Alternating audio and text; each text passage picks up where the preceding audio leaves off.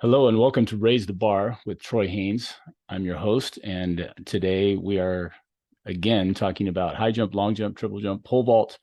And our guest is Mike Ashton, who is the jumps and vault coach at Utah Valley University. And he is coaching a young man that I worked with in high school. So we started talking, and we thought it'd be fun to talk and talk training and all that kind of stuff. So I'm gonna let him into the waiting room, and we'll just jump right into it. All right, I see a picture of a vaulter, and I'm sure he's hooking in. There we go. There we go. All right. How you I'm doing? going to turn up my volume. And all right, we are live. Ladies and gentlemen, listening to Raise the Bar. I am here with Mike Ashton, who is the jumps coach at Utah Valley University. And this is our first meeting of any kind. We have talked a little bit on Instagram. And I was just telling everyone that you are currently coaching Aiden Garnett, who I worked with in high school. Yeah. So really interesting, Mike. Welcome and thanks for taking the time out of your day. Yeah, absolutely. Thanks for letting me hop on. I told my high jump crew the other day, I was like, hey, I'm doing this podcast with Raise the Bar. It's his name's Troy, and Aiden's like, oh, Troy Haynes. I was like, yeah, that's him. He's like, that's super cool. He coached me in high school. So it was Yeah, just it was a good connection there. But that's Aiden's a great kid. He's a good kid. wow. Well, it's funny. I trained Aiden, and just one season, I chased after him and a kid named Jack Weissman. They were both in Orange County, and they'd been jumping Mm-hmm. against each other for years. And I had success with a different athlete who they both used to just beat, badly. And then Mm-hmm. this kid got a lot better and went past him, and I finally was able to draw them in because of that. And so we worked, that 1 year, and they both went to Mm-hmm. state and placed. But then Aiden was always beat up because of basketball. So Yeah. when he came to you, I guess he rolled his ankles again, and Mm-hmm. we weren't really able to get after it too much in training. And the fact that he jumped, well at the state meet, and he kind of just finagled his way into sixth. It was like Yeah. he used every bit of savvy that he had.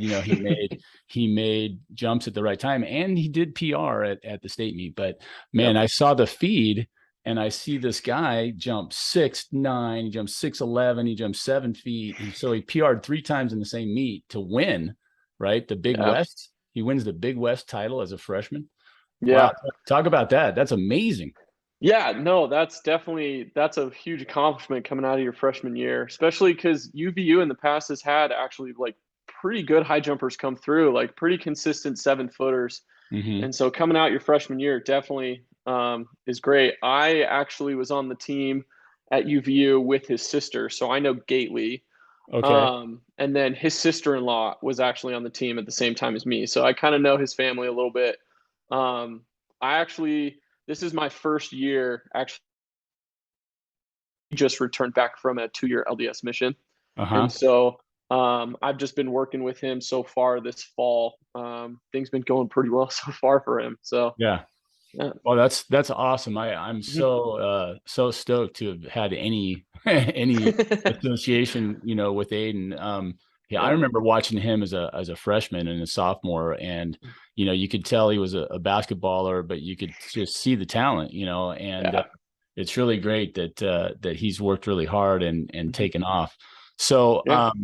you just started working with him then, and Hmm. so were you guys on the same mission? Because he told me he just got back from Africa. Um, yeah, shoot, where did he go? I think he went somewhere in the Caribbean, if I can remember right. But no, so I just got hired on at Utah Valley University last season. So last Okay. season was my first season. And then he just got back over the summer. And so this is his first season back from his 2-year break. Yeah. And last year he left on that 2-year mission after his freshman year. Breaking the indoor school record, winning conference, like doing all this great stuff. And then this last season, we had a jumper tie his indoor record and then beat the outdoor record. So he's got some competition, which I think is good for him. Yeah. It's good to see some guys pushing him. And working really, really hard. Our crew this year is going to be really, really stellar. We finished really, really well last year, and all but one are returning, and so we've got a really solid men's crew, and Aiden's coming into a really good group, and yeah, it's just been fun. He mentioned to me that you're kind of just the clinician of high jump drills and all this different things, and we did a drill today at practice, and he's like, "Hey," and I was like, "That's awesome!" Like it's just fun that all of us high jump coaches kind of end up having y'all do the same things because we're trying to accomplish all the same Right, stuff. right. Say that last part again. For some reason, right as you started it, we got a little glitch. So, Oh, okay. Just the fact that we did a drill today in practice where it was just a two-step off of about a foot inch or a foot, 12-inch box up and over the bungee, right. working on rotation. He's like, "Yeah, Troy used to have me doing this drill, all the time because I used to be really flat board out going over the bungee." And it's like, "Hey, man, like we're working on the same things here. I've still got Yeah, the same kind of problems." So, right. but no, he just loved with you coaching him. He said you were a clinician. You knew so many different drills, and it was really you coached him really well, and it was just easy for him to kind of pick up on things because you simplified things. And I think that's like the biggest. That's the biggest part of coaching and just high jump in general. Is just keeping things simple. Wow. Well, thank you. That's good to hear. Yeah. Yeah, the interesting thing with him and Jack working together was, when I think back, both of them were crowders that, they both for big guys that I think back, I was not super flexible. So, nobody saw me jump and was like, wow, look at that guy's layout. It was like more about, Right. look at that guy's hops. Like for a white dude, I had hops, and I wasn't real pretty going over the bar, but both Right. Jack and Aiden were pretty flexible and could get in a nice position. And I Hmm. would be like, okay, that's great, but you're both so close to the bar that even though you drive your knee up good, they would have to ditch their knee drive, or what I call Hmm. the knee ride, right? So they get the knee up, and Yep. I'm like, leave it up there, float it up to where the bar is, and then do what you got to do. Well, they were so close, they couldn't do that. Their brain Hmm. would override them and go, no, no, no, you got to go into layout now, because if you don't, you're just going to knock it off. You're too close. Yep. So, he kind of was a beneficiary. Yeah, I didn't get to work with Aiden all through the fall like I did with Jack, because Jack Hmm. didn't play basketball. So Aiden's playing basketball and he's doing his thing. And, I'm like, well, basketball's great. Like if you don't roll your ankle, basketball, you can come out of basketball and just be ready to go. I've had so Exactly. many Yeah. guys, that experience, teammates of mine and Hmm. athletes that come out of basketball are just ready to go. You don't have to, there's no preseason. It's like, let's just start Yep. jumping.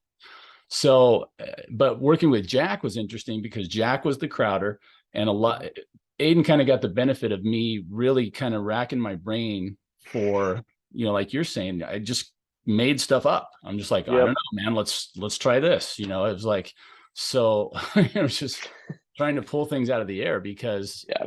and I remember looking back at Jack's jump. He jumped 6'10" at the Masters Hmm. meet out here, and I go, you know what? I'm looking at the film. I'm like, he's still too close. Like Yeah. you can jump even higher Right. if you get farther away. I don't think they Yeah. realize. Well, and that's the thing. Like when I was first coaching high school, when I graduated college, that for me, like I had all of the knowledge as an athlete of like this is the things you do for high jump. These are the different drills.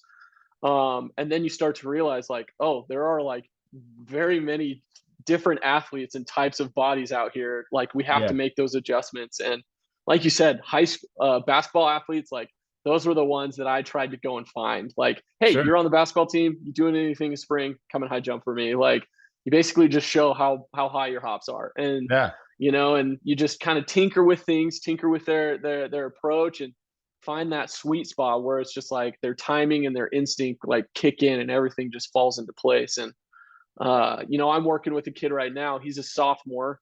I had a whole season with him last year. PR jumped over 201, so 6'7". So beat his high school PR, and now we're starting to adjust, like move him back because he has one of the best layouts and arches I've seen out of a high jumper. Just gets super flexible, and but he's just so fast and so quick close to the bar. It's like we gotta start moving ourselves away, because now he's getting faster and stronger too. And Right. it's just, yeah, that's the fun thing about high jump is it's just the puzzle of each athlete and putting all the pieces together. And then, as you're moving up heights, you have to adjust the pieces and move things around. And Right. you just got to be a student of high jump just in general. And that's the fun part, is it's different it shouldn't be different every time. It should be pretty similar, but there's just different challenges that you run into every time you practice and do things. So Well, it's a lot of fun. yeah, and I love already. I can just feel the energy's coming off you in waves. Like when you were an athlete, now you started you were a vaulter first, right? And then you kind of gravitated to the multis. Is that how you got exposed to the high jump? Yeah. So actually, when I was in middle school, because I grew up in Vancouver, Washington, I started with high jump, long jump, sprints. I played soccer, I played basketball, so I had pretty good hops for a white guy, like you said. Right. And so that's kind of where I started. And then when I started, and so I was doing all of those events kind of through high school. Got recruited to UVU as a pole vaulter, but then they saw, oh, you can still high jump, long jump, and you're a sprinter. Like, let's start turning you into a multi, because pole vault, one of the most technical things that you've already got down, like, and you're doing the other events. So it was just an easy transition for me. But high jump is always one that I've really enjoyed and really loved doing, just because all the high jumpers have a really, really good vibe about them. And it really just comes down to like who can stay the most consistent and who can hit their timing and their positions correctly. And it's a lot of fun, and I love coaching it, because it's so technical. There's so many little pieces that you can get engrossed in. But at the end of the day, I tell my athletes all the time, like, when we're in competition, your technical brain should shut off and your competition brain should turn on. You should be wanting to win the meet or place really well in the meet and shoot for PRs. I mean, if we come in and your first jump at 6'4" opening height looks terrible, but we clear it, I'll take it. Like, Right. Right. and that's part of the Don't worry process. about it. So Yeah. That's an interesting thing that you're talking about, because I have that rep of being so clinical and this and that, and it's like I wasn't like that as an athlete. I was a competitor, and I was used to jumping well and winning and all those things, and being aggressive, and so I've had to step outside of that sometimes. Say, okay, I want you to realize a couple things as we're working. I go, when we're competing, it's very important for you to make bars, and especially at the big meets. So I try to say, it's a complex stuff. It's like, I want you jumping well at the end when it really matters. And that's where we're going to be like, hey, misses are everything, because, one miss here, there's a difference between, either moving on to the next round or sometimes where you place. So that's super important. But on the road there, early in the season, I'm like, hey, open low, let's get some jumps in. Let's get some stuff on tape. We can figure out what you're doing. We'll get it down. So don't sweat the details, right? But then I tell them sometimes, I understand it because I was like that and I forget, but I'll tell the kids, I'm like, look, I don't care if you make the bar or not. When we're working out, like, sometimes you and I both know you can have a crappy jump that makes it, and you can have a really great jump that misses. And you're like, oh my God, you were over by a foot. How did you miss? I'm looking back at the film going, what did you touch it with? Oh, okay. You nicked it with your heels and it just hit it right, and it wobbled and fell off. I'm like, man, that sucks. And the other time they hit it, it bounces up, comes down, lands on the bar, and you're like, oh my God, that was the worst jump ever. And you got away with it. I'm like, exactly. I don't care when we're in the workout, and that's the beauty of video. I'm like, hey, look at this position that you're in right here. This is what we were talking about. I don't care about the bar. I don't care about like, I'm trying to get you in these positions, so that's it's interesting how that whole dynamic comes out. The question I had for you, this is another thing that noticed, but pole vaulters in high school, number one, I would never think that a high jumper has to be a risk taker. And it's not until you see other athletes that are actually afraid to try the high jump because they don't want to land on the bar or whatever and get hurt. The pole vault is like that squared or cubed, right? Like, you got to be kind of a daredevil to be a pole vaulter a little bit, right? Yeah, definitely. My mom used to tell me when I was 2, 3, 4 years old, I was climbing up on stuff and just jumping off and doing my whole thing. So I was kind of born with that gene. And I always say that pole vaulters just they're a different breed. Like they're Mhm. just their own, and they're all little. They all have a couple screws loose, and Right. it just you just kind of have to ride that edge of like we're pushing. You're trying to get like just like high jump, you're trying to get better every single practice, and you kind of have to push that edge of like Yeah. we're doing things where we're almost to the point where we're unsafe, but we're still doing things right, so things are coming together. Yeah, it's fun to coaching both of them because they're both so technical. And I tell my group all the time too is that like the approaches are so different, and what you're working on is so different, but there's so many core things that are the same, like knee drive and high jump. Like I Yeah. love how you said ride the knee. Pole vault's the same way. That knee drive is what helps you create all that momentum into the pole and move through so that you can land in a safe spot. And there's so many just other technical things that go into it, but the way we get to those and develop the strength and work on those things are all the same. Yeah. Um, and We so like a lot of the plyometric stuff and a lot of the strength training stuff I do with them is very easily applied to both. Sure. So Yeah. yeah, Absolutely. yeah. Well, it's funny you're in great company because one of the guys that I was fortunate enough to be around when I was at UCLA, who was Mhm. one of the, in my estimation, one of the preeminent coaches in the U.S. is Anthony Curran. And Okay. Anthony Curran at UCLA, like you said, most people might go, he's kind of got a little screw loose, but he's mostly just chill. He's a surfer. He's Hmm. so great with the kids. I mean, Yeah. he's just like the most easygoing guy, but he gets the stuff that he's telling across. And then, after I left and after quite a bit after, he ended up not just, coaching the pole vault there, but they eventually gravitated to all the jumps and Mhm. his jumpers did well. He put that all together. And I don't know that Anthony was ever a high jumper or a long Right. jumper in high school, but he understands biomechanics and physics and speed and all the training and all the same stuff you're talking about. And I remember back when I was at UCLA, there were some great coaches there. Art Venegas Mhm. was working with the throwers, and Yep. John Brenner was one of the great throwers in '84 when I was a sophomore, and he was trying to get into the Olympics. And then, Curran had his guys, and John Smith Mhm. came along later, had these great sprinters with gold medals. And so I was really fortunate to be around some incredible coaches. And I had this need to stand around. Like I would finish the jump workout and I would be over there listening because I was Mhm. in my brain, I'd be like, okay, these guys are great athletes. There's got to be something that I can get. Even the shot putters and the discus throwers, Mhm. even out of watching the javelin or the disc or, whatever. And then the pole vault, like you said, like at the time, I don't think I connected those dots.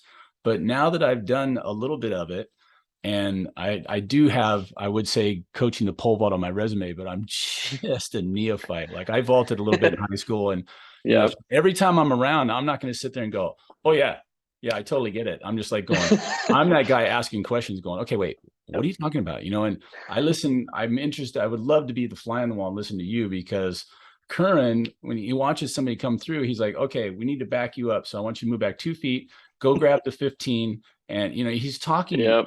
really fast in the vaulter language, and I'm sitting there going, "Wait, what? Do what now?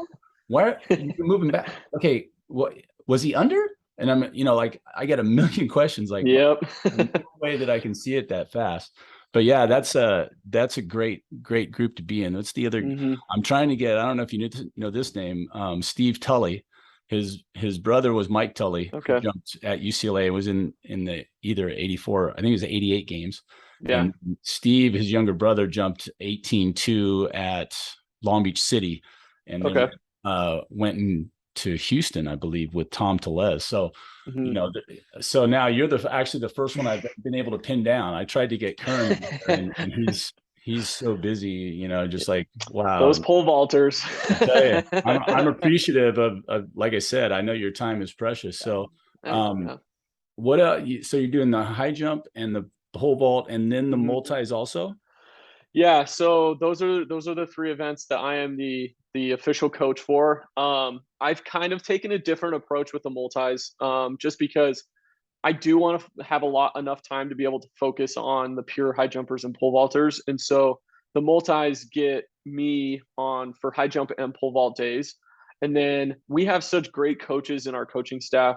Jill Williams, who former shot put record holder in the US, Mhm. two-time Olympian. She's our throws coach. She will forget more about throws than I'll ever know. And Right. so I have my multis work with her for shot, disc, and jab. And then Paul Smith, sprinter out of BYU, originally from Vegas. He's been coaching here since 2010, 2011. He was actually my coach when I was on the team as well. Had All-American sprinters, All-American long jumpers. And so I have my multi-scheduled time to work with him in sprints, hurdles, and long jump, just because for me, they are the experts in their field and they are working with some top end athletes on our team. And I think as multis, they can not only get coaching from the coach, but they can pick things up and, learn different things from the athletes that are, pure sprinters or pure throwers Right. too. And so, a good, rotation and schedule that we have them going on right now. And I check in with them. I watch their sprint workouts. I watch their throw workouts. Just because I'm still a student of every single Sure. event as well. And so I'm Yeah. trying to learn and pick up on all the little nuances and make sure that I know the specific things that they need to be thinking about and doing when in competition, so that when we go to big meets, I can be the one that says, no, we need to do this in long jump. No, you need to, you need to delay your hips just a little bit in your throw kind of thing. So Right. um, the multis has definitely been my biggest challenge so far, just because there is so much going on. And you're trying to train for everything, but you want to make sure you're emphasizing specific things in the fall. And so that's something that I'm definitely still learning. And I put a lot of work in over the summer this year, just because I got hired on like August 1st, and our first day of our report date was like the 13th. So I had 2 weeks to just like Yeah. compile everything together and then hold the ship together all season. Right. But now I've had a whole off season during the summer, to really, plan things out, get things scheduled, and kind of build their phases and when we're going to be doing specific things. I think one of the things you talk about with high jump is all my athletes, pole vault, high jump, and my multis. I always tell them, like, look, do we want to be peaking at our first indoor meet of the season, Right. or do we want to be peaking at conference and postseason? Yeah. It's great if we have a PR in an early meet. That's awesome. That means we're progressing in the right direction. But I don't want to see a massive uptick in PRs early and then we just kind of drop off and plateau. So Right. Right. Yeah. it's that patience. The athletes, I feel like today, and I was definitely the same way. Just you want to hit those PRs and you're feeling really good, and you're just like, why isn't this happening yet? And me being the coach, I have to be like, slow down. Like, we got plenty of time. We're still working on some basic Yeah. things. Like, look at all these small things that we're improving on. And I promise you, if we do these things in the next couple of weeks, it's going to come together at this next Yeah. meet. And, to add go with the old Philadelphia 76ers adage of like trusting the process, like Right. that's really what you got to do. And especially as high jumpers, pole vaulters, and multis, because it's always just a grind, to progress and keep progressing. So Yeah. Wow. Well, that brings up a really interesting point too.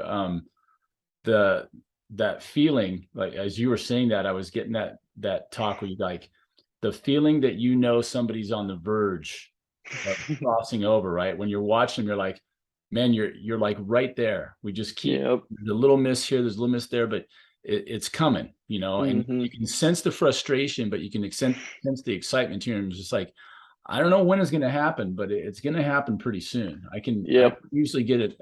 You can feel it because, when you see them all the time, you can see those incremental changes, and then you just start seeing the technique work coming through, like you're saying. And this is an interesting thing that I've been telling my kids over the years. I go, look, everything changes with adrenaline, first of all. Okay. So Yep. when you get everything hyped up, and I used to have my jump tape, right? And this will tell you how old I am.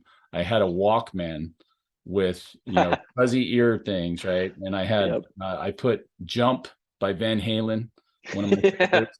And I had there's a Beatles song with a great Ringo Goes Crazy on drums for like, you know, and I love a fast drum beat. And I was like, you know, and I'll be sitting there, dun, dun, dun, dun, dun, I'm like, okay, okay, okay. And I would drop them and go, you know, and that's like you were talking about. There was nothing technical about that. I wasn't Yeah. sitting there and visualizing anything. I was like, I was getting hyped up. I'm like, whatever this is, it's going to be full blast, you know, as fast as Yep. I can go.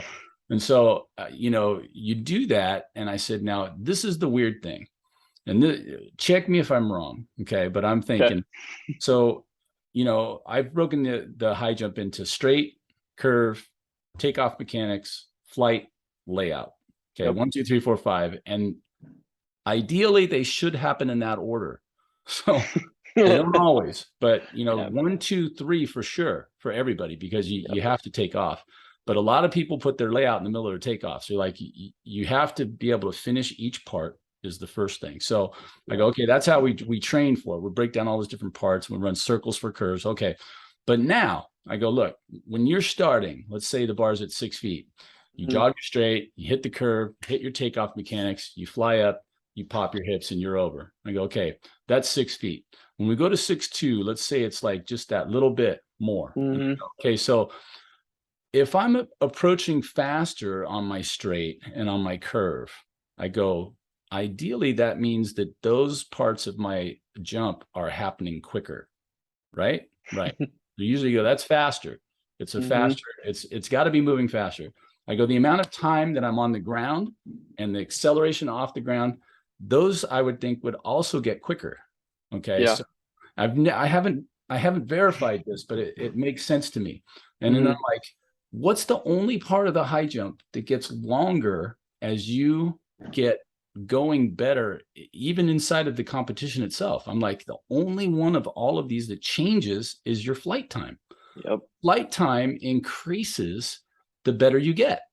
So I'm like, as flight time increases, I go, you have to become patient. You have to finish riding the knee up. You have to finish getting all the way up to the top, getting to the, you know, I'm trying to teach them to go from here to here, and then actually to here, where they're horizontal before they even deal with their layout. You know, so I'm like, if you can do all those things, you've mastered that. It's going to make everything so much easier for you, because you know, you're not having to hold your arch forever. Other people say, hold that arch. You know, I'm just like, no, if you do everything right, if you ride it up and get horizontal, the amount of time you spend over the bar should also be the same. Does that make sense? So no, it's you're right. You're dead on. So, you know, and that you're trying to tell a high school kid this now. So it's like, you know, you need to be patient, and they're looking at you going, what are you talking about, man? Like, but you're totally right. I think especially with taller high jumpers, it's definitely something like that patience thing over the bar. And as the bar gets higher, they forget, like, oh, I actually have to start jumping, getting vertical now, because they're so used to just going and being able to fall over lower heights. Right. Like I have a high jump girl. She's actually from Southern California as well. She's 6'4", super tall. And I came into last season. Her PR was about 5'5", 5'6", and I was like, how are we not falling over 6 feet yet? And just kind of having the conversation. And you know, one of the things that she really had to work on was like, oh, I'm actually having to move my center of mass, my hips up, in order to get to the right position to lay out. And you know, it's with taller pole vaulters, that's definitely something that they have to get used to, of like, oh, now you're jumping, I always call them big boy or big girl heights. Like, we're not just going to be able to just whip our shoulders over and we'll be fine. Like when you're getting to 7, 7'1", 7'2", like there has to be, I always say, once you hit that takeoff, you have to almost turn your brain into slow-mo and just let that, you know, feel your positions as you go. And you know, that's something that is just definitely the struggle, is that patience, because once that adrenaline kicks in, you know, you're feeling really good, your approach is feeling fast. Like that's one of the things that like it perfect example too is we had our indoor conference championship at Albuquerque, brand new facility, brand new track, like really nice, really fast. So in our pre-meet, we were doing approaches and everybody was coming into the mat super fast, like really close. And I was like, look, y'all are going to have to always remember when you get back to your mark, just take a little bit off, stay a little bit taller in your approach. That's going to Right. slow us down, and you're going to have to stay in a good lean to be able to control all of that. Yeah. And that made like all the difference in the world and made us consistent. And so it's just all those little things that you pick up. And don't worry, college athletes are still the same. They're not very patient. So we're still Right. working through a lot of that. But yeah, Well, you're dead on. I love it. It's good to hear somebody who's been doing high jump and doing this for so long kind of confirm like my thoughts and the different things that I'm seeing too. yeah. Um, Well, the hard thing about it to me, I told him too. I go, I've heard this out of other athletes, right? Other sports. When you're, I've coached football, and I played football in high school, and I've been real fortunate to be on some pretty good teams. And mm-hmm, one of the teams that I was coaching, we went all the way to a CIF championship game, and you know.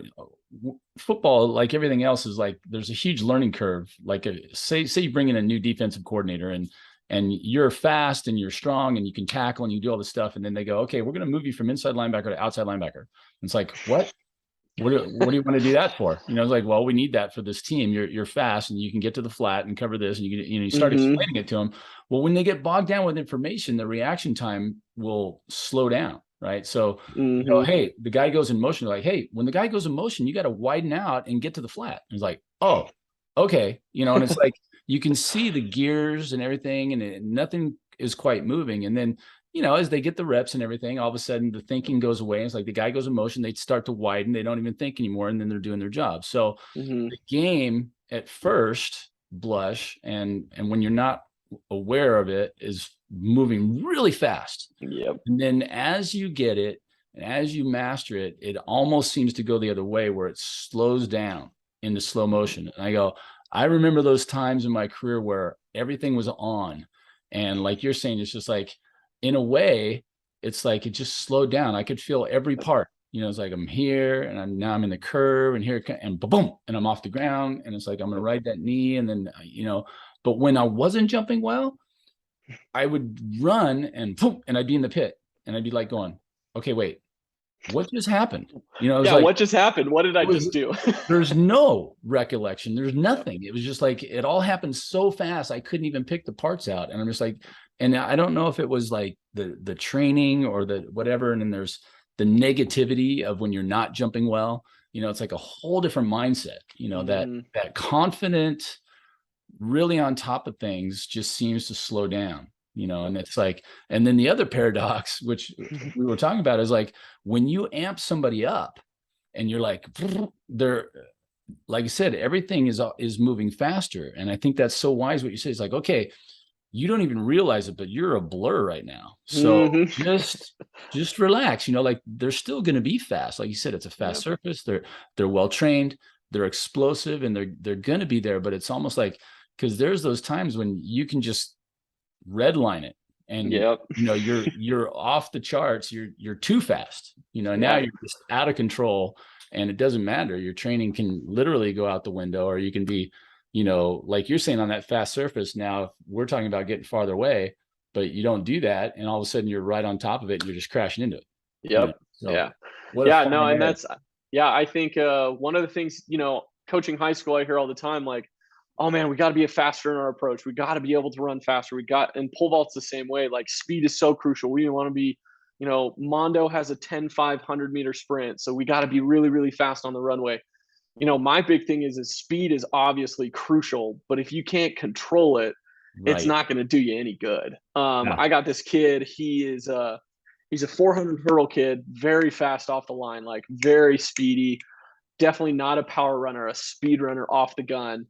And he was just so inconsistent with his step, under, out, all over the place. Like he's like, "What's going on?" I'm like, "It's because you can't control your speed. You're running way too quick for what we're trying to do. Notch it down a couple and just see how the consistency comes together." And then, finally, when we shifted him more to pole vaulting later in the season, like he popped up and had like a foot PR, just because Wow. finally he's consistent and getting on, poles that are reacting now to his speed. And Right. so high jump's the same way. Like you can be coming in full bore, like you said, redlining down your approach, but if you can't control it, Yeah. that curve's not going to do you any good. And then you're going to be so close to the mat that you're just Yeah. out of control. So Wow. definitely. Yeah.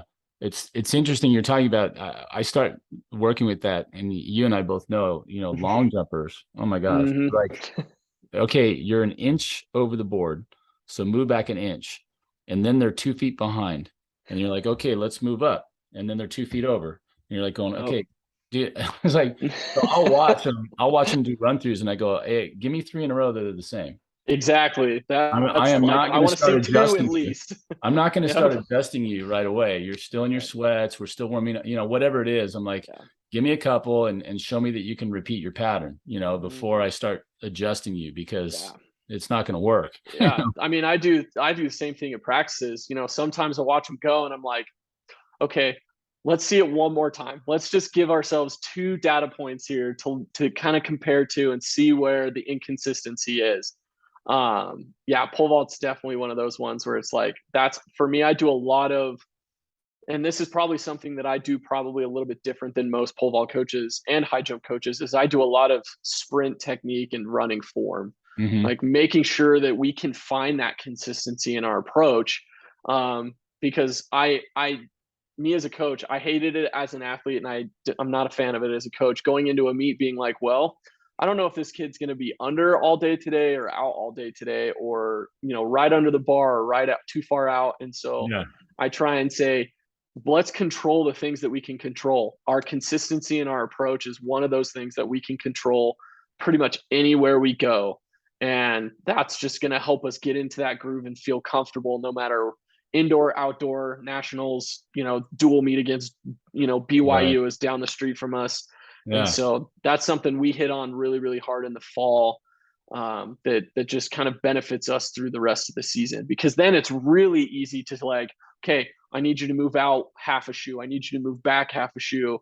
And then I know, like, when we make those adjustments, they're going to be right on, as opposed to Yeah. like you said, they're going to be 2 feet under or 2 feet out. Yeah. Yeah.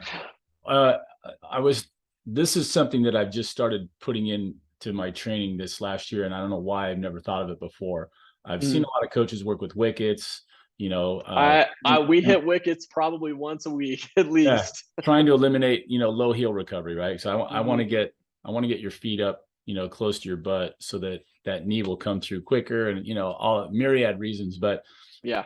I've done that, and I like it, and I use it, whenever I can. But then Mm-hmm. I was like, I hate putting out cones and wickets because it's so So tedious. do I. So It's I'm such a like, pain. it's such a pain. So Yeah. the thing that's beautiful about being on football stadiums is you got those hash marks.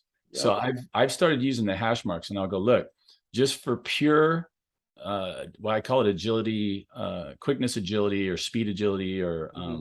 NMS, neuromuscular stimulation, right? Just I go, hey, let's go down the hashes and go right foot on the hash, left foot in between, right foot on the other hash. Like, I want you to hit your right foot on every hash mark, and just I go, Yep. you're not going to be going fast.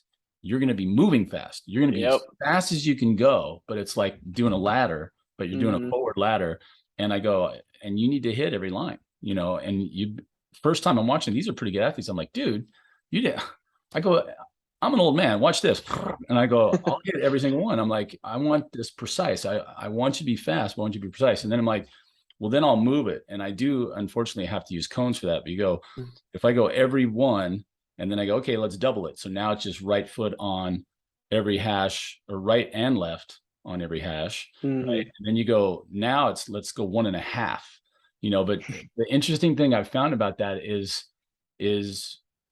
first of all, there's the neuromuscular stimulation part, which for everybody is going to, there's the, God, I can't spit this out. The speed equation that I was taught, at UCLA as an undergrad in kinesiology was, your speed is your stride rate times your stride length, right? Mm-hmm. Simple calculation. You're taking Yep. 10 strides per second or whatever, and you've got a stride length of 2 feet. You just do the multiplication. You go, and it became easy for me. And when I learned that, I go, okay, so if I have the same turnover as somebody else, and my strides are a 1/4 inch longer, you are faster. You are covering more ground with the same amount of strides, the same rate, right? So Mm-hmm. okay.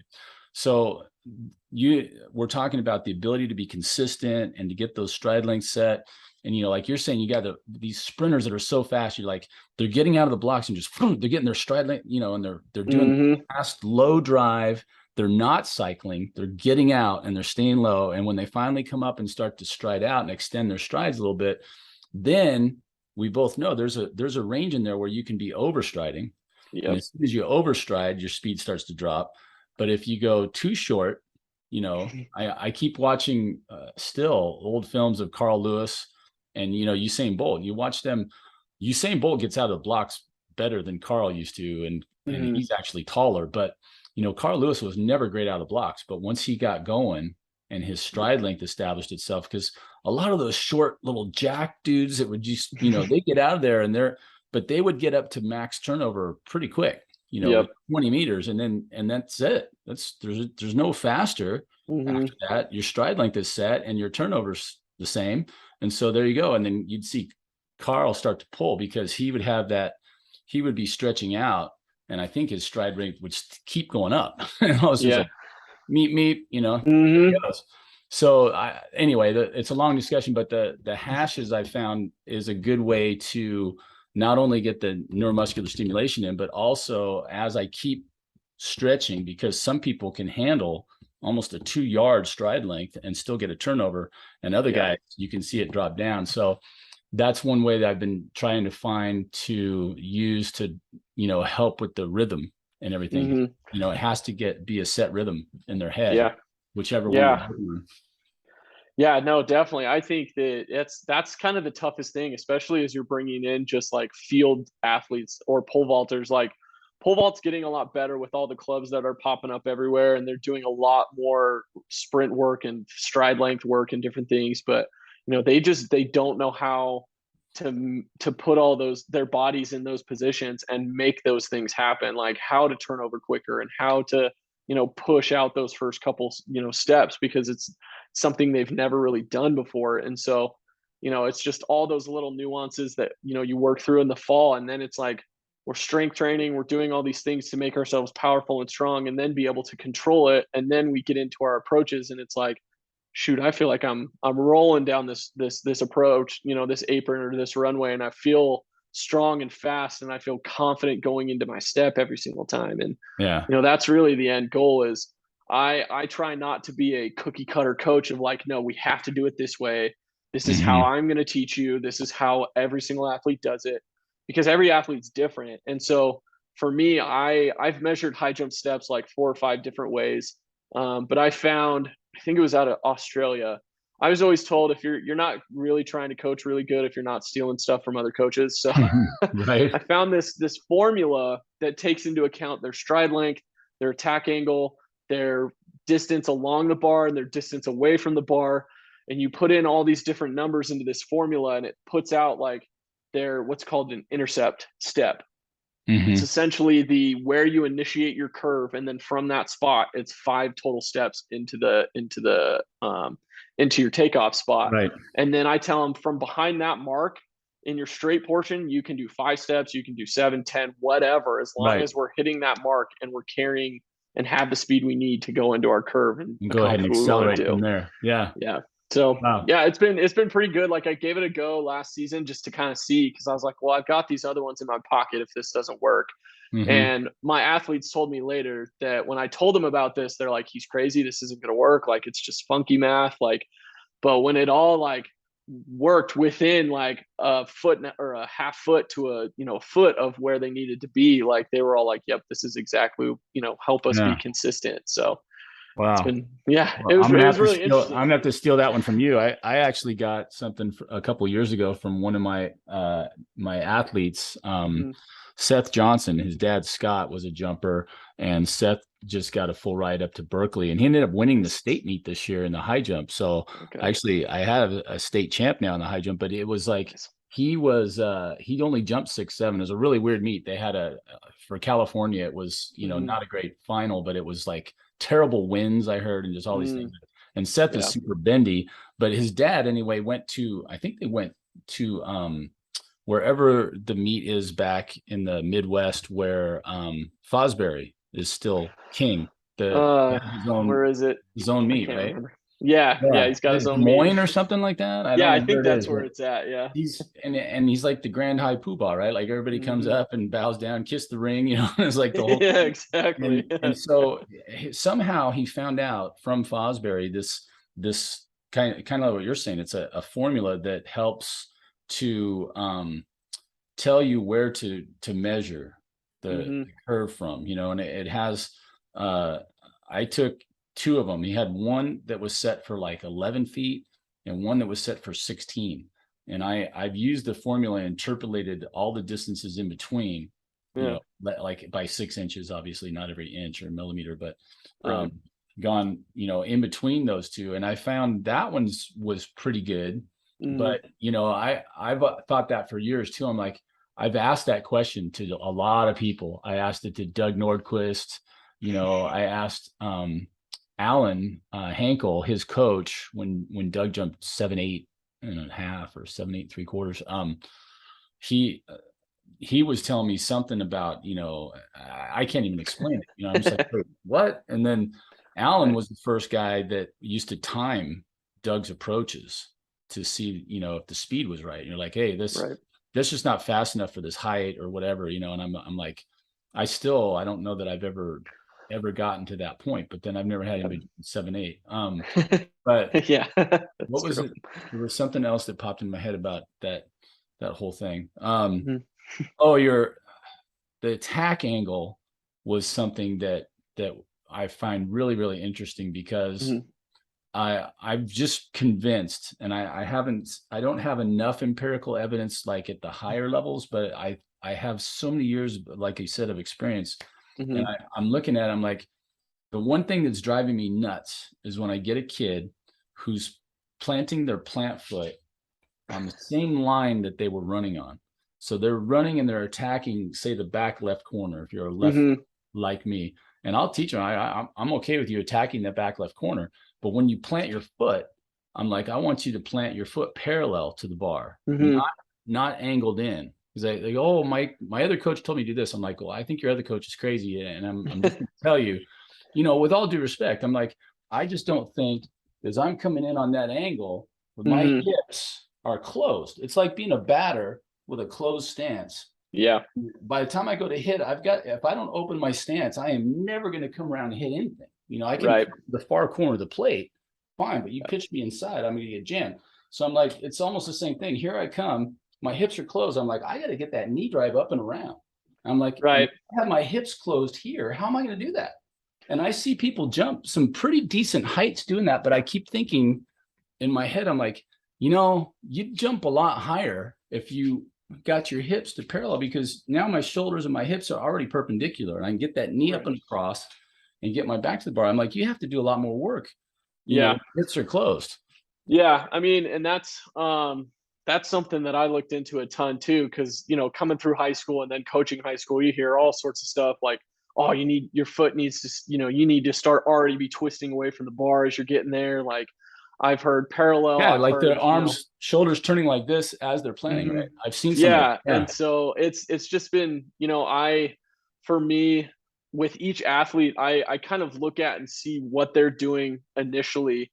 Aiden is one that he sticks, his foot gets pretty parallel to the bar, and it gets his body into a great position, and he has the strength and the ability to, from that position, jump, as opposed to like somebody that's maybe not as strong as Aiden, just with trying to twist that ankle and that foot to that position, they just don't have the ability to really Yeah. generate all the way up. So, I've seen, and I can't remember the coach out of Colorado State. He talked about, you want that foot pointing to, that back corner, because that way it's a more natural position for you to be able to jump vertically. And then the curve and the knee drive is what helps twist you around in the air. And I was like, Mm-hmm. that's an interesting concept for sure.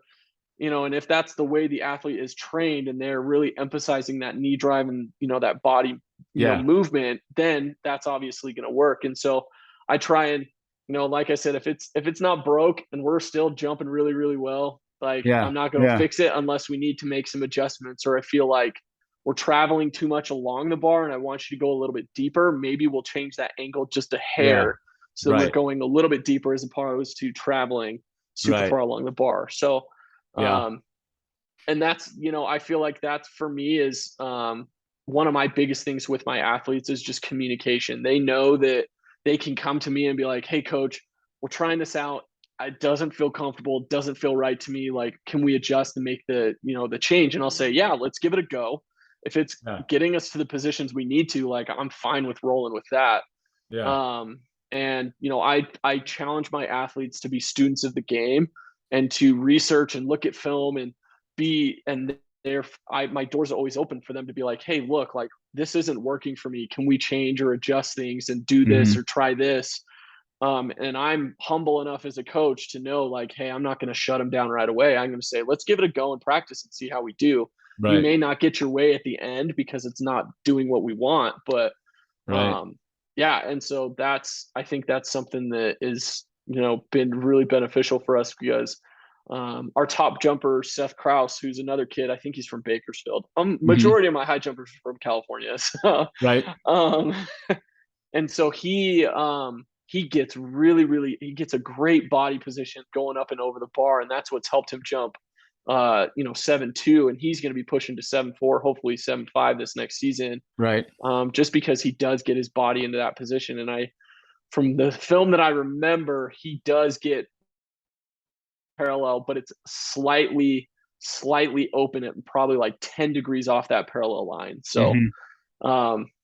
like I said, if it's working for him and he gets his body into the positions he needs Yeah. to be in, I'm not gonna cookie cutter him into Yeah. to something, especially because they've worked with great coaches before and that's Right. what's working for them. So I know that the one thing I'm sure that a lot of coaches are worried about is the ankle tweaks, so it's like mhm, you're coming in really sharp and then you really put that foot like a yeah. radical change. My brain always says, like you said, it's a 5-step curve. And Mhm, every once in a while I have an athlete that goes 4. Like Jack White was a 4-stepper because he worked with Dwight Stones. So mhm. Dwight, all his kids are going to do the same thing he did. So it's a 4-step curve. And I'm always like, how do you start a curve on your other foot? I'm like, Right. I can't, I don't get it, but if you want to do it, okay. And that changes a lot of my drills because I'm like, it used to be a 0 step and then a 1 and then a 3 and a Mhm. 5. And so Jack was always like, can I go 2? I'm like, wait, okay. So I've had to learn, but it's like, Yeah. that whole thing and, the ankle position, that's one thing, but you were talking about not cookie cuttering. And I Yeah. think, you coaches out there, and again, if we haven't talked about this in a while, I need to get my manager telling me when to take breaks. And I'm trying to get some sponsors for this podcast. So I got to let Right. it go. We're going to take a break, but I want to be able, this is Raise the Bar with Troy Haynes, by the way, that I was trying to get to. And our guest is Mike Ashton from Utah Valley University. And we've been talking about, training, high jump and pole vault, and we're getting kind of technical here. Yeah. The thing about not being a cookie cutter is so interesting to me because, I was a classic double arm pump gather, and I used to try to teach that to everybody because I was like, I wasn't a big fan of the single arm. So Yeah. when I was 84, I was a sophomore at UCLA, and I was right in LA for the Olympics, and I got to see Mogenberg, and I would try to make those trials, even though at the start of the season I didn't even know that was a goal. Like I was a 6'10" jumper in high school, and my first year at UCLA was 83, and I was terrible. My freshman year was awful. So my sophomore year, all of a sudden everything clicked, and I jumped 7 feet for the first time. I jumped 7.2 for the first time, to good jumps at 7.4. And all of a sudden somebody goes, hey, the Olympic tri high, it's only 7.4 1/4. And I was like, oh, really? Like it wasn't even on my radar. Like Right. before that season, I hadn't jumped 7 feet. My goal was to jump 7 feet. And really my goal was to jump 7.2 so I could be on scholarship. Because Yeah. I remember when I first got there, Bob Larson, I asked him, I said, what does it take to be on scholarship? And he kind of chuckled. And then I'm still looking at him like, what are you laughing? And he goes, well, if you jump 7.2, we'll talk. So when I jumped 7.2, I was sitting in his office that following Monday, and he comes in and he goes, you want some money? And I go, yeah. So like, let's Yeah. go. Yeah. And Exactly. he honored his word, which I tell that story all the time. I go, that was classy. But the Olympics and all that stuff was not even on my radar, but I was obviously all about it because, it's happening in your backyard. And I got to watch Mogenberg and even I think Joberg was also a single armor, and I'm like, I go, well, the only people that are successful in my brain at that time, and I'm saying only in quotes now because I've been doing this for so long, the only guys that are doing that are the guys that are 6'8" and they weigh like 130 pounds. I'm like, look at Mogenberg. He's the skinniest guy I've ever seen. And he would just run off the ground. And I'm like, he just kind of noodles his way over. I'm like, I didn't get it, So I was like, it's got to be this classic double pump. Now I'm like trying to create single armors. I'm like looking at it, because I watched Derek Drown in 2016 when he won the Olympics, and he beat two of the best jumpers I've ever seen in their primes, both, the guy from Qatar and Barshim. He beat Barshim, and I think Barshim might have been a little bit dinged up, but it's like football. You can't get to the big games without being a little dinged up. Exactly. And then Mogenberg, Bondarenko. So you got these two guys who both jumped 7'11" and a half on the same meet once, right? And you're like, dude, these guys are serious. And then Derek Drown on that day was losing to no one. Like every jump that I watched that him did, I'm like, who is this guy? And he's just flying up there, and he shows me a classic double arm, and then it goes up as a single. I'm like, why would you gather? And then, and so I've learned, I've stopped trying to be so, I should say I'm trying to learn. I'm trying not to be so dogmatic and go, this is the only way that this thing works, right? Yeah. Because like you said, there's so many different athletes, so many different body lengths and speeds and amount of pop and whatever it is that they have. Right. And like some people can go gather and drive both arms up. Some guys go single. Fosbury ran the exact opposite. And I tell the kids, I'll show them all of them. I'll go, okay, these are like 4 different ways you can use your arms at takeoff. And there's many variations in between, but these are the basics. And I go, doing the Fosbury, I'd show it to them. I go, I can't get like 3 inches off the ground doing that, but I'll show it to you. And I'll put the You're like, if it works for you, if it works for you, I'm happy to work with it, but it's like rare. You don't usually see. Every once in a while. I've had a couple kids run off the ground like that. And I'm like, okay, let's go with that, and sometimes we go, I think I'll try this. And they try something else and maybe they have a little more success. I'm like, okay, we can do that. But like just last year, I went to Mount Sac and I watched, there was a kid that has left Texas, either Texas A&M or Texas. I think it's Texas A&M. They have a good program, right? Lots of good jumpers. And this kid from SC, Seals, I think his name is, he jumped 7'6" and a half, right? So we're watching him, and nobody keeps moving back as the bar is going up, which was really interesting. And then the kid from Texas, I had told people for years, I go, I don't think anybody's ever going to jump higher than 7'3", scraping their foot on the ground. Like a low heel recovery and and scraping a hole in through their big toe, through their shoe and everything. I've seen those people tape them up. And I'm like, that's never going to work. You're slowing down, you're lowering, blah, blah, blah. And that day he jumped 7'5" and a half. He jumped 5 1/4 or something, scraping his foot. And I was like, okay, I got to eat my words yet again. Because somebody did jump higher than you thought they could, doing what you think is not the best technique. So it's talk about technical. Nobody realizes it when they first do it. Everybody likes high jumping because it's fun. And you go, exactly. Okay, it's great, but you got to think about this.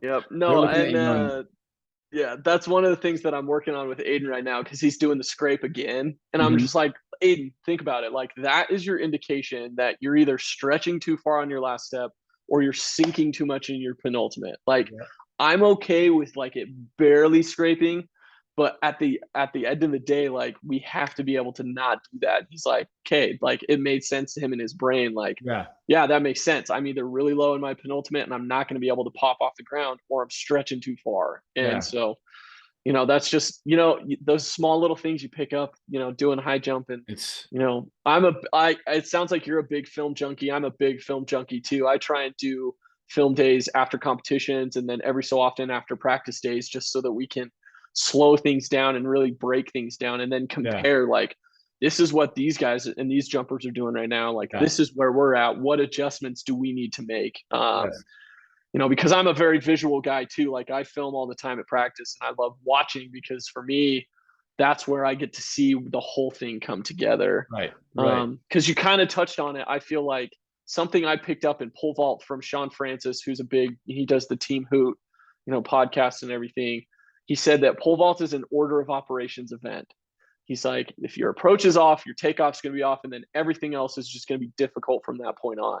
And Right. I just stole it and said, high jump's the same exact way. Like, if you don't have your approach intact, if you're not in a good position to take off, like, you're just making everything else after that so much harder. Yeah. So I really emphasize a lot of that with them of like, we need to be hitting these positions and working on this early in the season, because now when we're getting reps in our practices at full approach and we're getting competition reps, like, the timing and everything will start to fall together as long as we're consistent with these things. So Yeah. yeah. That low foot scrape, the thing that I think about it is I always tell the kids, I go, look, who's got the advantage, the tall high jumper or the small one? They go, well, the tall guy. I go, why? He's got a higher center of mass. I'm like, okay, now if you're a short jumper, I go, what am I going to do? I'm going to stand you on your tiptoes. Number one, your calves are going to become really good because we're going to work on them. And then I'm going to teach you how to get your knees up and how to cycle like crazy, because I want your center of mass to get higher and higher before you leave the ground. Right. So that was where the wickets came in for me finally, because I'm like, I can teach them how to cycle when we're running technique wise, doing a skip, skip. I'm like, get your feet to your butt, feet to your butt. I worked with little Baru Elias, who was a great jump coach at Long Beach City, and he just would hammer that at us. We did the running drills every day. And I'm like, it could get tedious, but it was like, you know what? I watched Brian Stanton jump 7'8", and his cycling was gorgeous. I mean, just this high loping, looked like one of those, he looked like a quarter miler. He had that loping, graceful high cycling, and he was 6'4" or 5" anyway. And, when you saw that, you're like, well, there's no wonder he's jumping 7'8". Look at him. He says, you don't even have to move that high. You just kind of fall, gracefully. So, I'm teaching him that. And then it's like the wickets on the curve really have helped that, because if you put that last one right before, and they got to get their foot over it, if they scrape, they'll whip that wicket right off the ground. And then right up in, and they, then you're like, nope, that's not going to work, and it's crazy too, that the penultimate step is a big one. I've been telling the kids, I go, look, and this is the way it works for my brain. I go, and I'll overemphasize the whole thing with them. I go, let's do all 5 steps of your curve. But I'm like, if you're down here, you're taking long strides. I go, you're down here, right? And then I go, on that last one, you put it down short, you're already coming up. I go, you're coming up at plant. I go, think of all the horrible jumps you've had where you were tall and fast and kind of bouncy, and then you decided to reach out and power. I mean, you overstride, like you said, your center mass drops, and that front, your leg bends to a really bad angle, because once you get past a certain amount of degrees, you're not coming out of there with anything. Nope, you're stuck. You're stuck. And I go, those are the ones that you come up and you give it everything. You're like, oh God, I gave it everything. And in the long jump, they go, oh, 14.5. You're like, I'm a 19-footer. I'm like, yeah. And you just took a 20-foot long funnel, your last step. Couldn't react, so it's like, that's a tough one. Yeah, it's just, and everybody's a little different. There's which high jumper is he? I'm terrible with names. And so there's a high jumper, Olympic high jumper, and he's a shorter guy, and he stretches that leg further than I see most guys stretching out his jump leg, but he just like pogos off the ground. And it's just because that's probably his technique, and that's what he's been doing for so long, and he has the strength and the ability to just get from that position. And that's something that I always try and tell him too, is like, find somebody that is comparable to what you're doing and learn the small little things that they're doing, and maybe you'll have an epiphany of like, this is why I'm not getting my hips up all the way. Maybe this is why my knee drive's not working like it should.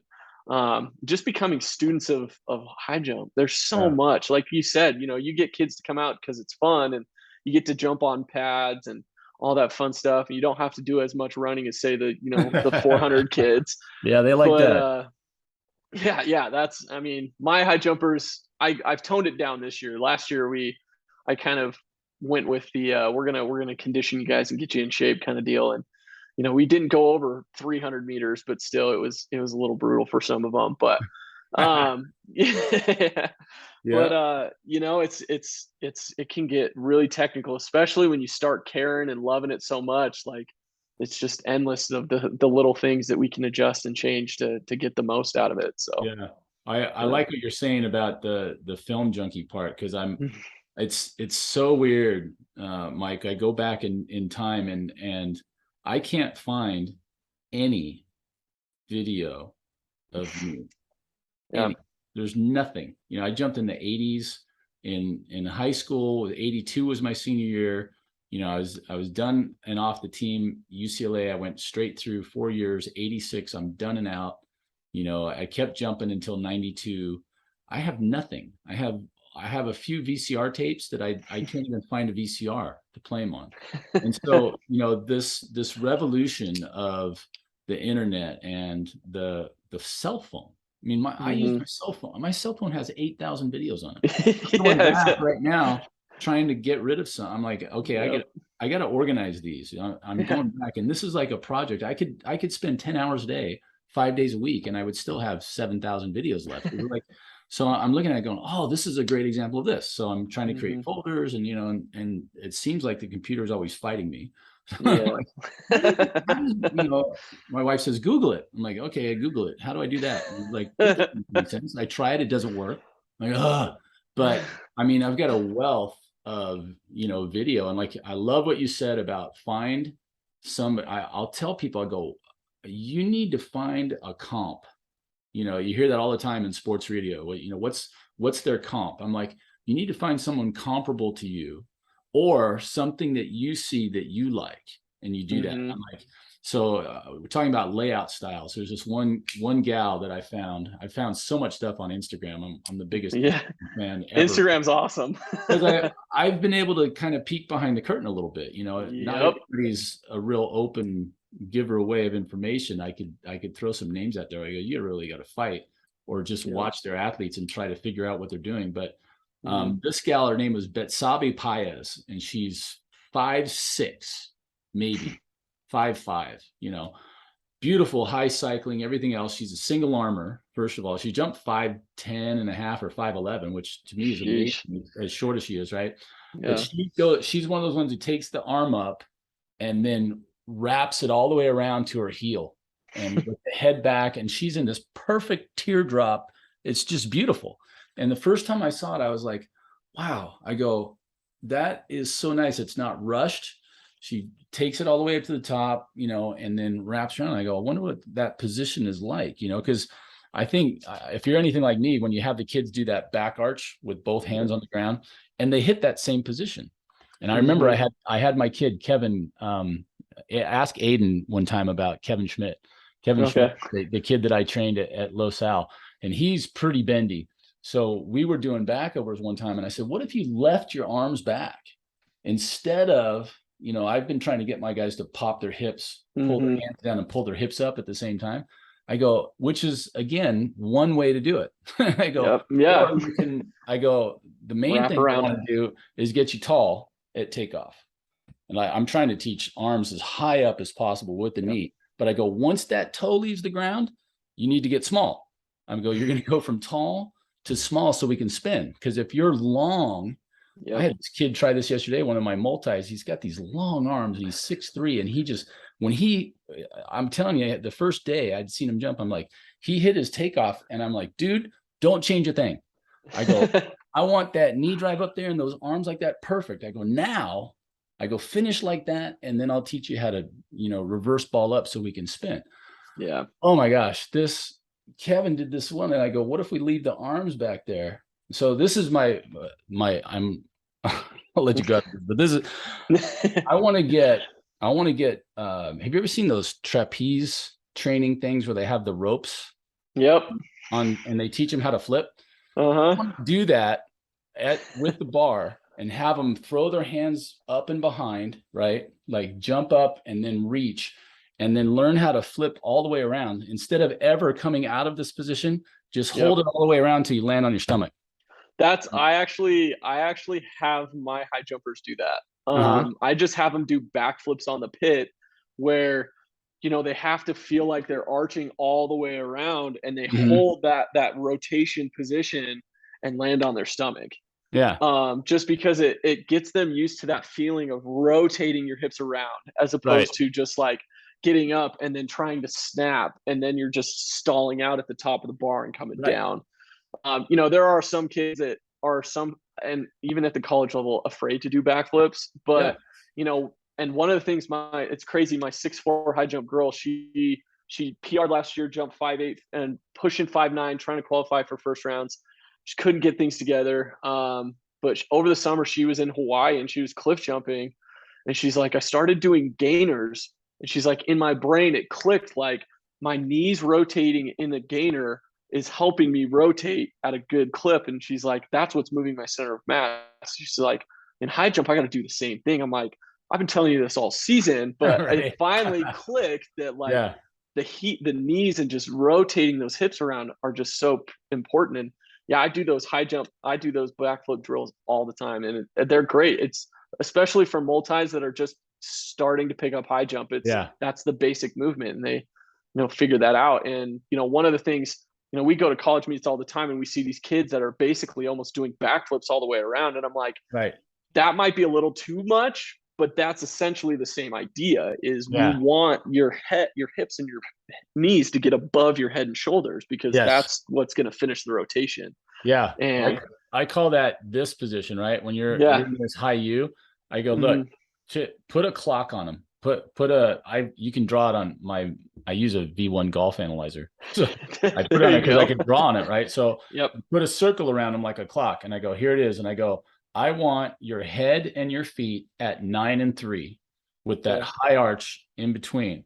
I go, Yeah. that is the beginning of a good layout. I go, if you hold that and now you're at, and it depends on which way you're looking. It's either 3 and 9, Right. 3 right for left or right footer. So, but Yep. I go, if your head gets past your feet and you're up here, now we're in heaven. You just Mhm. rotate up and out. Your feet kick up and out like they're nowhere close to the bar, and you do that flip where you land around almost like on your stomach. But I go, Yep. but if we're the other way, where you're like 12 and 6 or 11 and 5, I go, if you're still in your vertical and you're laying out, you're never going to rotate around. Yep. You're dead, Yeah. and you got to keep that one's huge. I Yeah. mean, it's like, That's a great way to like visually show how to get into those positions. Because one of the things that I learned really early on, right out of college, coaching high school, was like, just because it makes sense in my brain when I explain it one way, it may only make sense to one out of the 6 athletes that I'm working yep, with.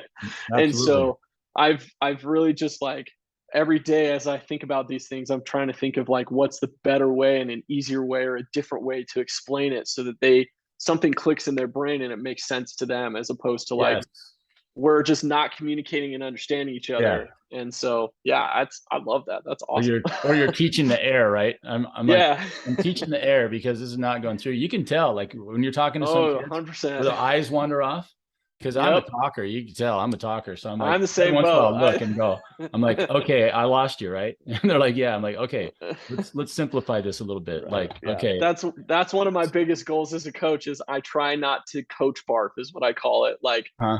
at practice, we can get away with giving you 2, 3 things technical wise, but at meets, my goal is like, okay, one thing, One. and then we're Yep. good. Yeah. And so, yeah, it's those are the fun little things that you learn coaching, that you're just like, Yeah. as an athlete, like, it's not even on your radar.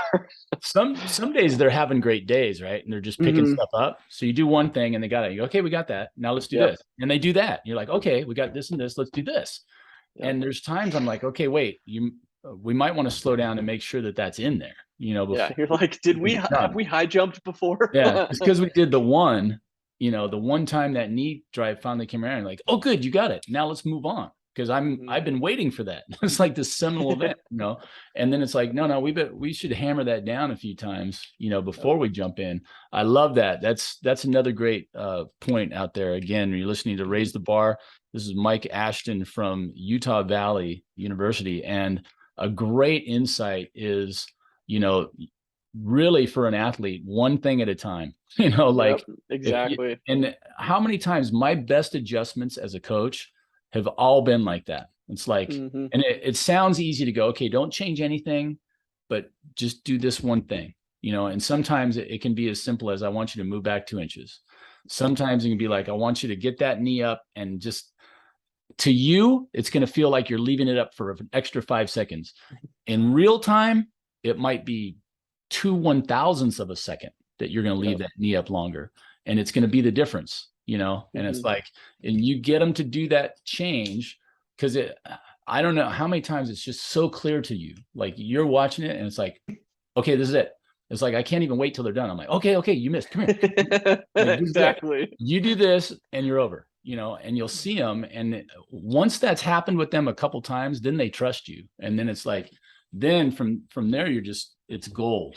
You're just like, you call enough of those, and then it's like, okay, what are we fixing?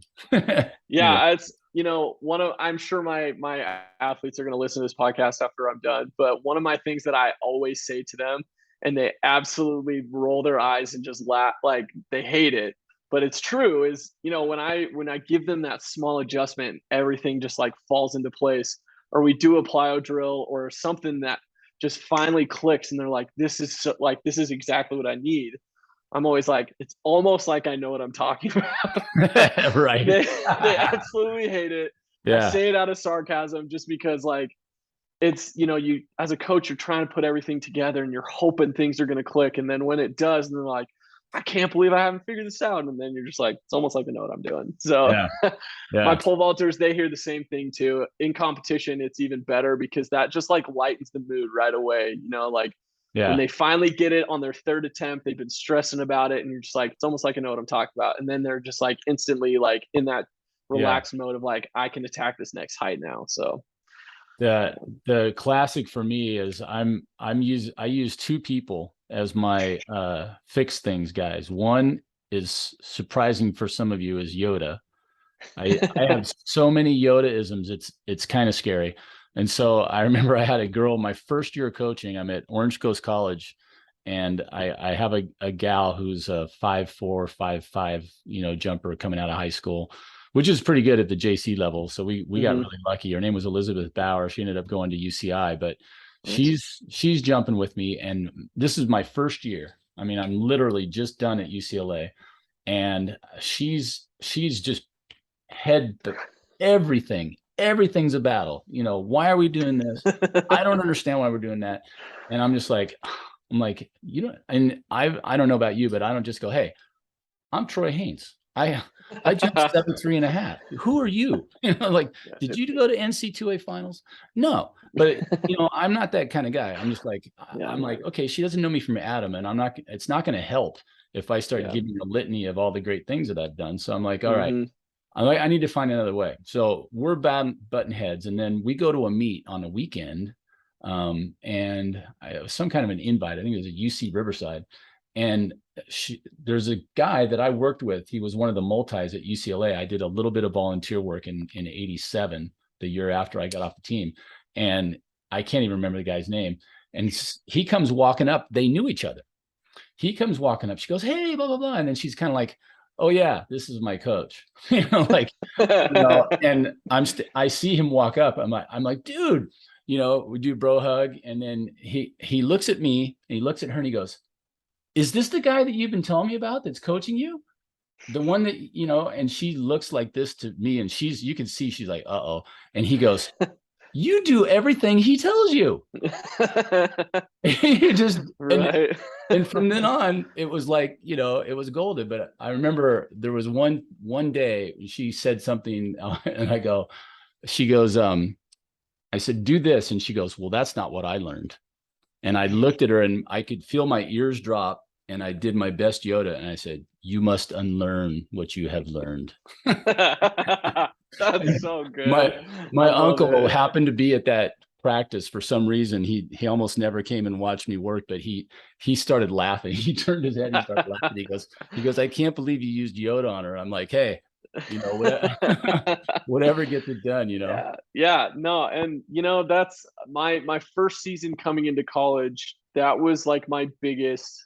I knew that I was going to have athletes that were going to kind of fight me and push me and challenge me a little bit, because I mean, I don't have, the college, top tier finalists in NCAA, all of that accolades to kind of have me as a reputation. But, I came in and I just said, hey, look, like, you guys haven't had a coach.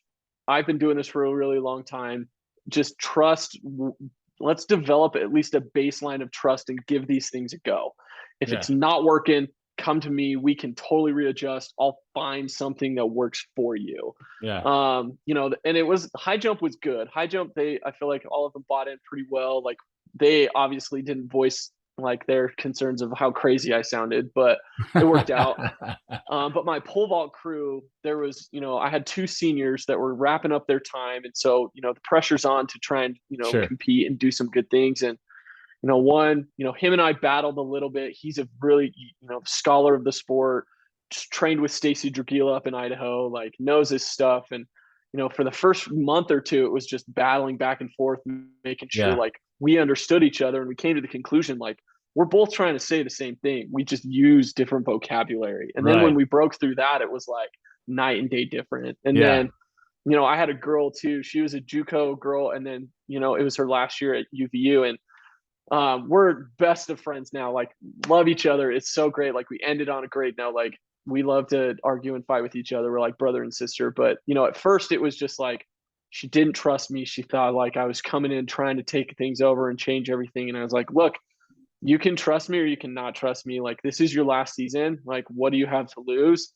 And, when she got past those things and started giving, the small little things a go and seeing everybody else start to like increase, then she like bought in and was like, okay, this all makes sense. It feels Yeah. right. Like, so I loved having that like my first season, because that just kind of gave me the confidence of like, I do know like my basic things about pole vault or high jump, and I'm always trying to learn more so that I can just give them the best opportunity to reach their potential while they're here. Because one of the things I tell them too is, you have 4 or 5 years, depending on red shirts and stuff, to Right. compete at this level, and then you have the rest of your life to think about it.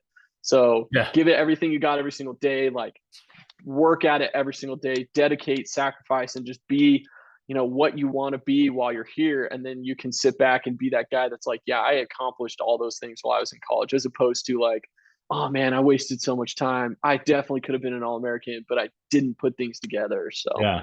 Yeah. yeah. All right. Well, hey, I have got to eat something here. Yeah. I know it's an hour later for you, but Mike, We're good.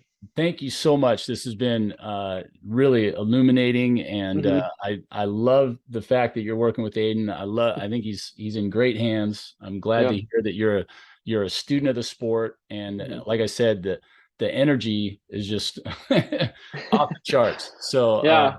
God bless you. Keep working hard with those kids, and Yeah.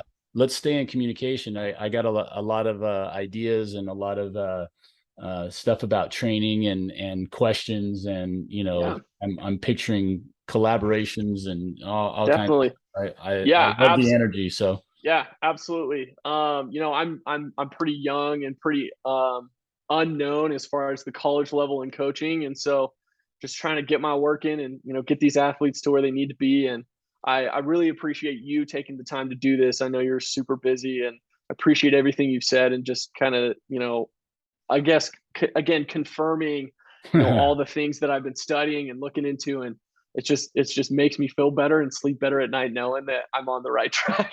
yeah, So I absolutely, really appreciate absolutely. it. I'll definitely take care of Aiden. Definitely working real hard. Like, and you should be seeing pretty good things out of this group. I think I've got potentially 2 All-Americans, a man and a female high jumper, and then Aiden. Hopefully we're qualifying for first rounds in outdoor this season. We should be seeing UVU kind of all over the charts this next season. What's So first round? Isn't it just 10? Is it just 10 and three quarters? Is 210 a um qualifier for the it's first regionals? I can't so remember. It's like, they've got the West, and it's the top 48 in the West. So okay, last season was 211, which is about 7-1 and some change. And so we should have 2 boys, potentially 3, getting to that mark. And then I've got a girl. She should be jumping in the 5'10", 5'11", pushing 6 this season. okay. So we'll see Yeah, how things go. And let's see, 211 is 611. So wait, 215. 6'11". Yeah, Yeah. 611. Yeah. Yeah. So Mhm. there you And go. then Yeah, that 215 is what got into finals this last right. season, because I took one. Seth Kraus, he went to first rounds. should have made it to finals. I have a video of him jumping 215. He's about 4 inches over and just caught it wrong. And so that one eats at me, and I know it eats at him, but we'll be back this next season and getting, jumping against the good ones. So. Well, best of luck, and thanks. send videos if you can. I'd like to definitely post jumps of your jumpers, you guys in action, anything to support you guys. So for sure, appreciate it. All right. Thank Mike, you. Have a good night. Time. Yeah, you too. Thank you. Okay. Bye. Bye. And that's going to wrap it up here on Raise the Bar. I'm your host, Troy Haynes. Just spent it looks like at least an hour and a half talking with Mike Ashton from Utah Valley University. He's coaching a great group of kids. One of my former high schoolers is in his care, and he's got a lot of talent there and a lot of energy, and it was a lot of fun. And I want to announce again, we have a continuing group of high jumpers, long jumpers, triple jumpers, pole vaulters. I've got people lined up, and we're just going to keep them coming. And then I want to announce again that I have a new Zoom class coming for high jump. We're going to call it High Jump 101 Zoom. And we're going to open that up here in just a little bit of time. And it's going to be on the 29th. You'll get a chance. You can sign up, and I think it's only gonna be like $15 or something, 15 or 20. And it'll be you've heard me talk if you've been on here before. It'll be worth the while and the time. We're going to cover a lot of bases, technique, and it's kind of an overview, but it'll kind of get in depth too. So just wanted to announce that we're calling it High Jump Zoom 101. And until next time, so long here from Raise the Bar with Troy Haynes.